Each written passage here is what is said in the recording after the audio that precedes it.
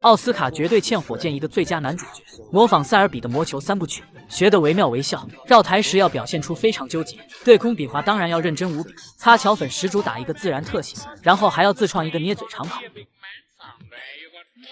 眼累了回去喝口水也非常合理吧？赛大师气得直翻白眼，你小子模仿就够够的，谁批准你玩超越了？这堪比好莱坞大片的一幕，就发生在2009年大师赛决赛。赛大师这杆斯诺克做的相当到位，但是让他尴尬的是，火箭几乎没有考虑就轻松化解。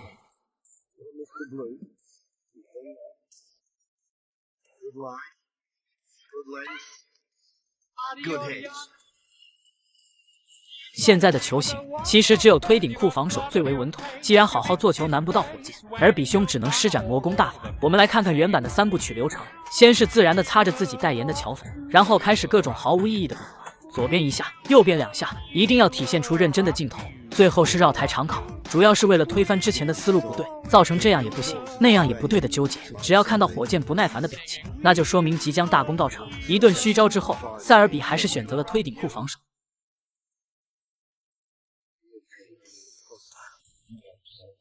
而且效果非常一般，慢工出细活放在塞尔比身上完全货不对版。火箭有一条完美的打带防线路，但是这次玩心大起了他，开启了角色互换，先来一个擦桥粉尝尝鲜，再是经典的绕台长考。就当全世界都认为他要出杆的时候，他又站了起来。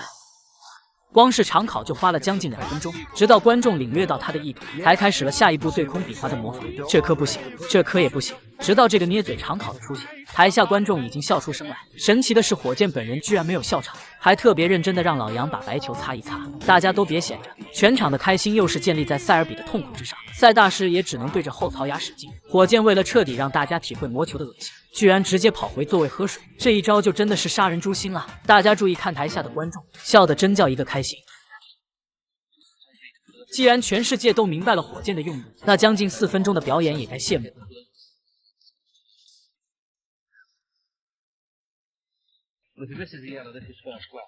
这就稍微有点过分了吧？就连最后防守效果很一般也模仿。本就落后的火箭为了恶心塞大师，是真的不怕输球。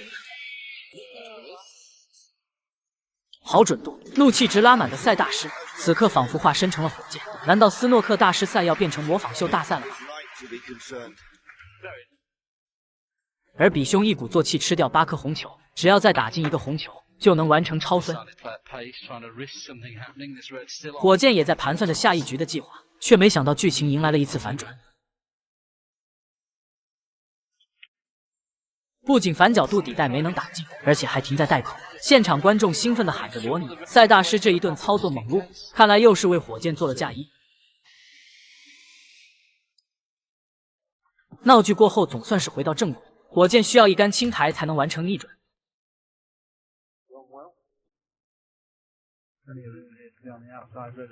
好球，这杆加了很明显的反赛，来叫最左边的红球，看上去简简单单的一杆，针线活是真够细腻。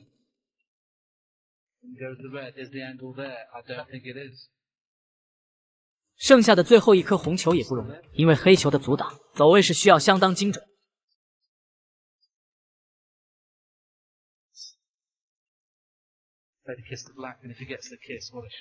母球意外的 K 了一下黑球，真是太危险了，哪怕再有1毫米的误差，又要变成魔球大战了。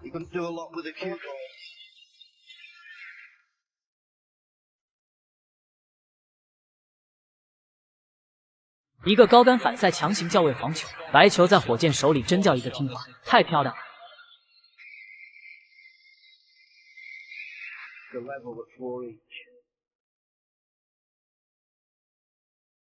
接下来5星连珠算是最入门的基础训练，没有任何失误的可能。塞大师又是一顿白忙活，不仅输了球，还现场看了一波超越自己的模仿秀。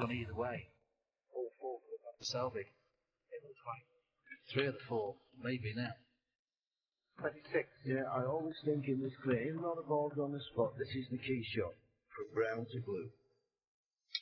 If he gets perfect on the blue, he cannot help but clear up, but he's run too far.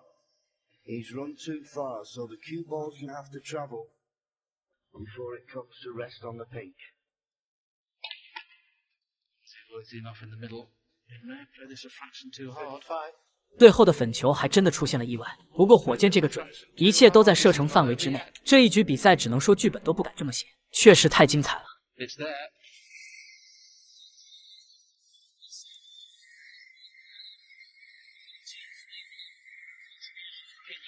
This will be up there with the best he's done for some time.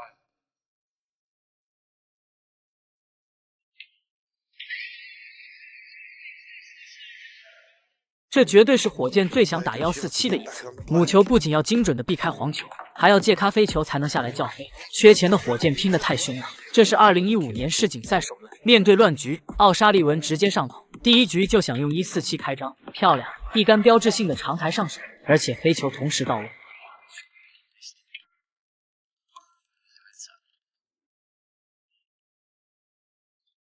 导播更是秒懂火箭心思，才刚刚打了一套红黑，147提示就已经刷了上来。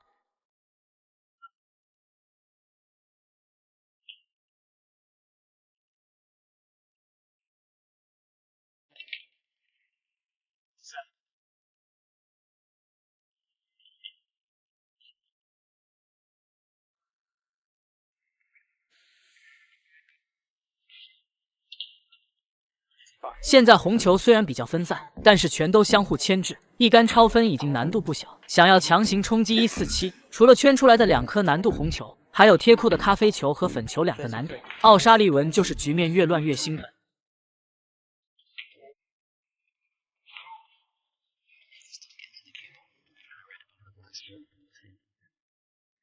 手架很不舒服，而这还只是刚刚开始。利用红球借停，又给自己增加了1颗难度球，而且后斯诺让手架更加难受。火箭也露出了标志性的便秘表情。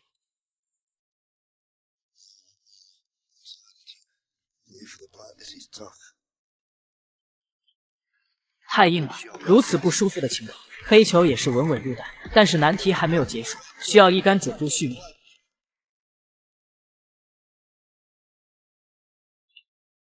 火箭真的绝了，强拼准度的情况下，还要兼顾白球走位，这强大的纠错能力真是让人羡慕。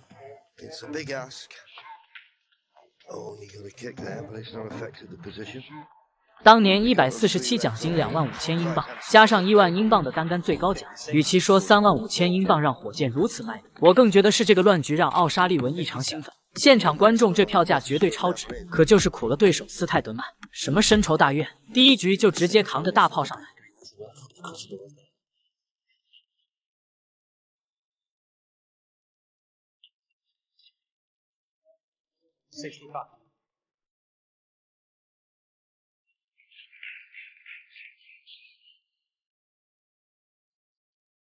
低杆拉回来一库，继续叫红球，又是一个后斯诺，这一局还真是跟手架干上了。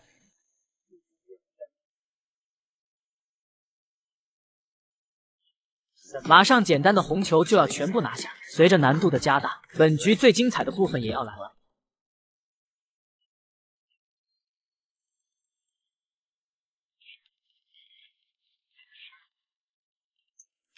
Just asking the referee how much is it for the maximum?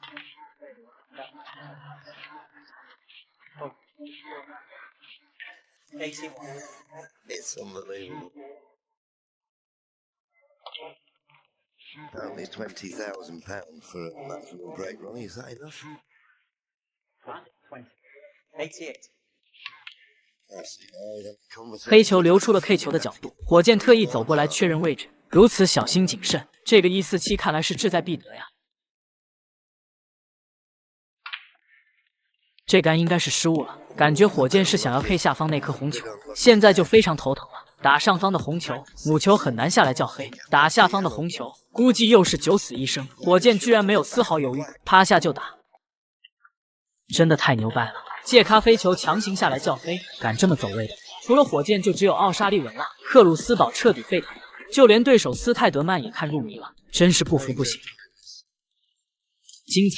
第2次顺利把红球 K 出，但是情况仍然不乐观，打到现在几乎没有一杆是简单球，全程都在纠错调整。17th century of the tournament.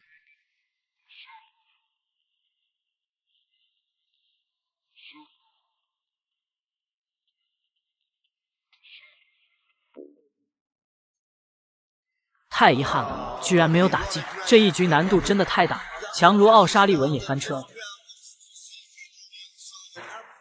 这是丁俊晖和亨德利少有的真黑大战，制胜的黑球晃带而出，还差点晕进中带。亨德利这杆也有异曲同工之妙。轮流打出一招声东击西，两位高手会心一笑。这是2009年世锦赛，当年的丁俊晖长台有多犀利？太硬了，也正是这杆配球，直接影响了最后的结局。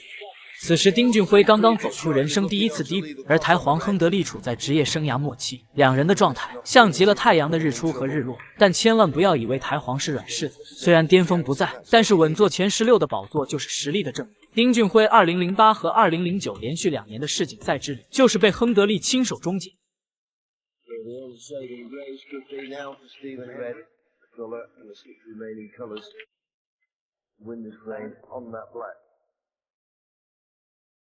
精彩环节台面还剩27分，丁俊晖还落后22分，想要拿下这局比赛，黑球就是最后的难题。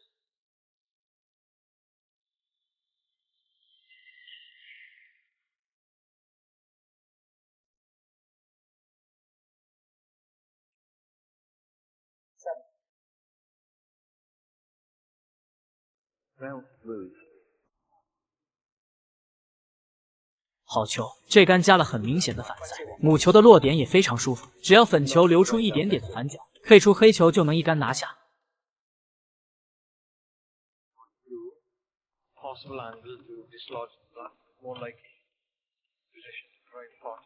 太遗憾了，母球多走了一点，但是当年丁俊晖如果决定要 K 球，哪怕4库绕台也必须要去实现。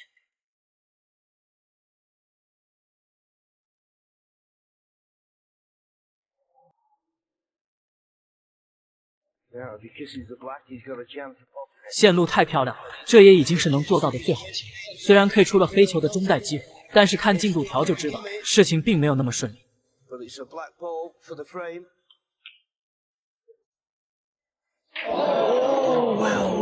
现场解说惊呼不敢相信，但是反观丁俊晖却在笑对失误，这也是他能顺利走出低谷的重要原因。没有谁能够一直一帆风顺，笑着面对已经发生的事情，然后努力打好当下的每一颗球。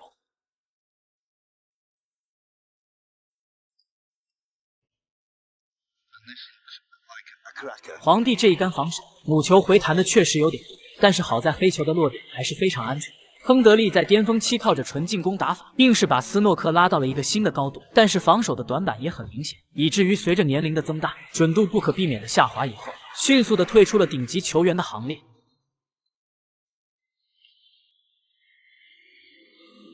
经典的两边分，这一杆亨德利盯着黑球看了很久，骨子里那个进攻的欲望挥之不去，纠结过后，还是选择了一杆翻带防。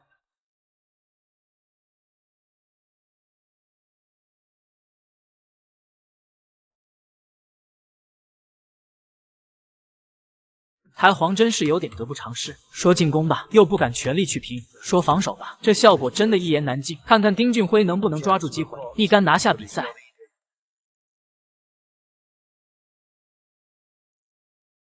这是发了多大的力，黑球吃带脚都飞了起来。假如力气小一点的话，兄弟们觉得会晕进中带吗？机会是公平的，这次长台留给了亨德利，而且2颗球的难度差不了太多，这也是巅峰亨德利最稳的球型之一。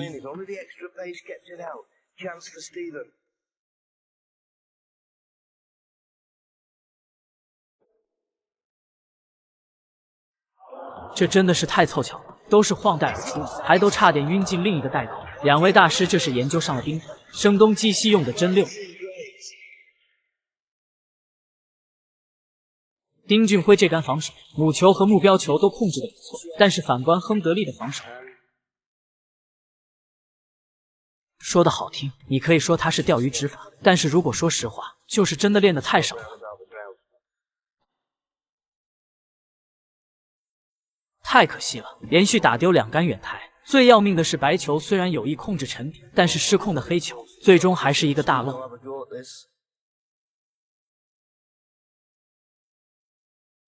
漂亮！从这一球大家可以想象一下，巅峰期的亨德利打球会有多好看。